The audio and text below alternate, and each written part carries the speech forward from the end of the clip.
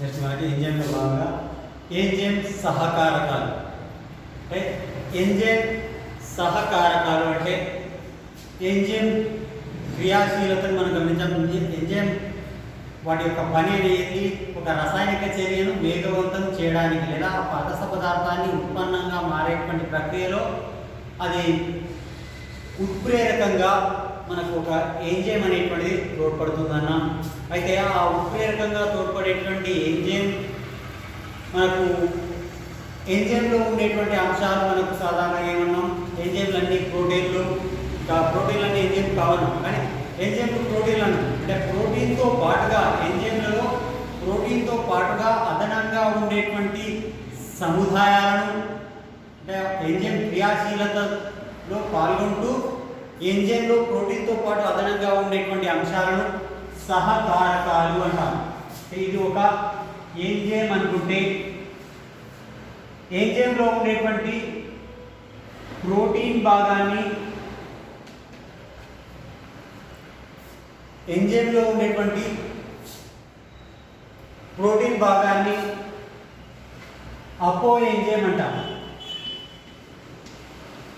అపో ఎంజైమ్ ప్రోటీన్లో ఉండే ఎంజైమ్లో ఉండేటువంటి ప్రోటీనేతర భాగాన్ని సహకారకం అంటాం. ప్రోటీన్ భాగాన్ని అపో ఎంజైమ్ అంటాం, ప్రోటీనేతర భాగాన్ని సహకారకాలు అంటాం.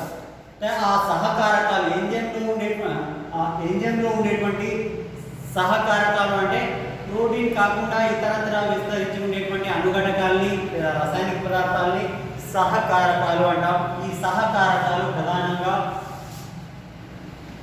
3 రకాలుగా మనం చెప్పుకోవచ్చు. ఒకటి ప్రోస్థెటిక్ సముదాయాలు,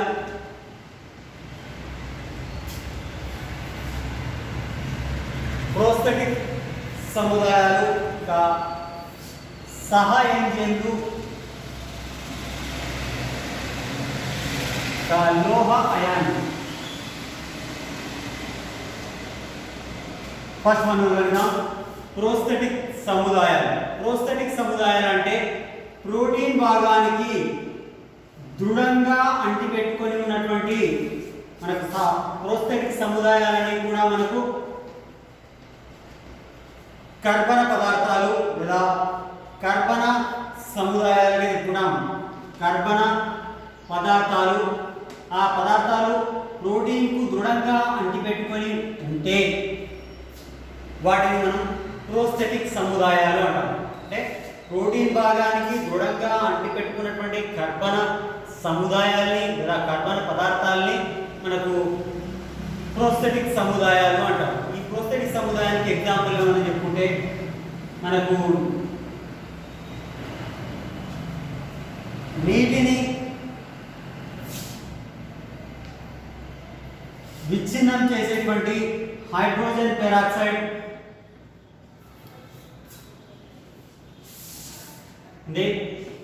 హైడ్రోజన్ పెరాక్సైడ్ ఏం చేస్తుంది, నీటిని మనకు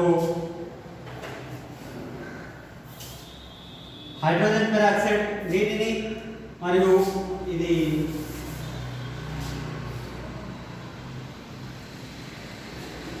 నీటిని ఆక్సిజన్ మరియు హైడ్రోజన్గా ముఖ్యంగా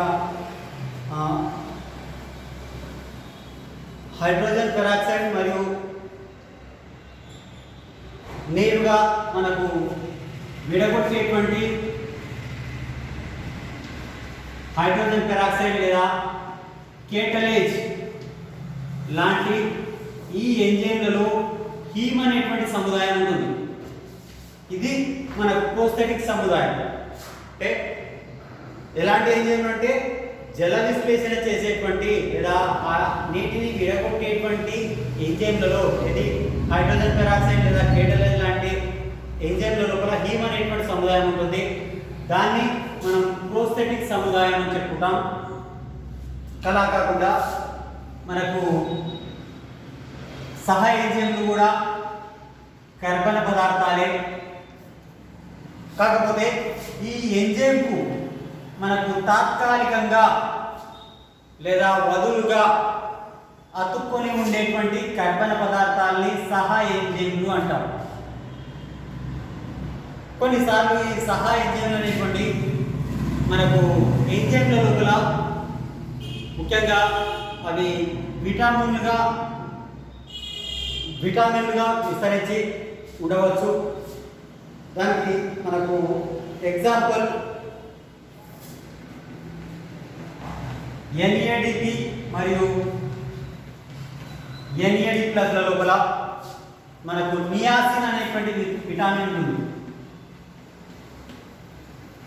నియాసిన్ ఇక్కడ చూడండి, NAD అంటే నికోటినమైడ్ అడెనిన్ డైఫాస్ఫేట్, NAD అంటే నికోటినమైడ్ అడెనిన్ డైన్యూక్లియోటైడ్ అనేటువంటి NAD లోపల నియాసిన్ అనేటువంటి విటమిన్ ఉంటుంది. ఇది సహ ఎంజైమ్ కింద మనం ఎగ్జాంపుల్ చెప్పుకుంటాం. అంటే ప్రోస్థెటిక్ సముదాయాలు ఎంజైమ్లోని ప్రోటీన్ భాగానికి దృఢంగా అడ్డుపెట్టుకొని ఉంటే వాటిని ప్రోస్థెటిక్ సముదాయాలు అంటాం.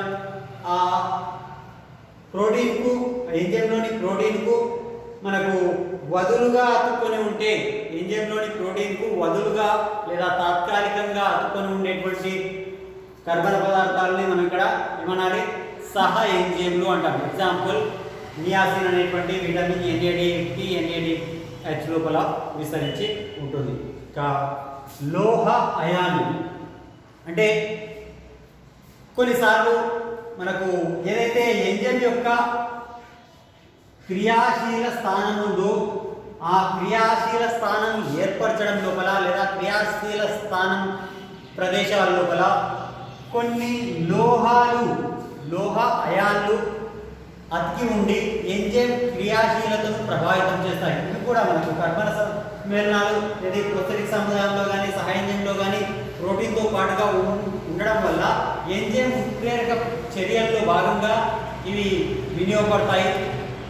కాబట్టి మనకు ఎంజైమ్లో ఉండేటువంటి ఈ సహకారకాలు కూడా ఎంజైమ్ క్రియాశీలతను ప్రభావితం చేస్తాయని చెప్పుకోవచ్చు. ఎగ్జాంపుల్ లోహ అయాన్ లోపల మనం గమనిస్తే కార్బాక్సీ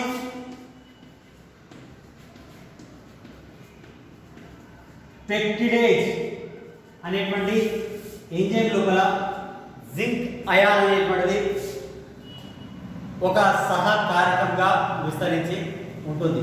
ఈ రకంగా ఎంజైమ్ సహకారకాన్ని తొలగిస్తే ఎంజైమ్ క్రియాశీలత అనేటువంటిది ఆగిపోతుంది. చూడండి, ఎంజైమ్ ఇంతకుముందు మనం చెప్పుకున్నాం, ఒక ఎంజైమ్ సమక్షం లోపల అదస్థ పదార్థం ఉత్పన్నంగా మారడానికి వాటి యొక్క సమయం చాలా తక్కువ సమయంలో ఎక్కువ ఉత్పన్నాలు ఉత్పత్తి చేస్తాయన్న. ఆ ఉత్పత్తి చేసేటువంటి ప్రక్రియ నిజానికి జరగాలి అంటే మనకు ఇది ఎంజైమ్లో ఉండేటువంటి ప్రోటీన్తో పాటు ఉన్నటువంటి సహకారకాలు కూడా మనకు విస్తరించి ఉండాలి. సహకారకాలని కోల్పోతే ఆ ఎంజైమ్ క్రియాశీలత ఉండదు, అంటే అది ఉత్పన్నాన్ని ఏర్పరచదు అని చెప్పుకోవచ్చు. ఓకే, దీంతో మనకు ఈ థర్డ్ లెసన్ ఎంజైమ్స్ అనేటువంటిది కంప్లీట్ అయినట్టే. దీని లోపల మనకు 3 ఇంపార్టెంట్ క్వశ్చన్స్ మనం ఖచ్చితంగా గత 3-4 రోజుల లోపల మనం నేర్చుకున్నటువంటి అంశాలను మనం గమనిస్తే ఎంజైమ్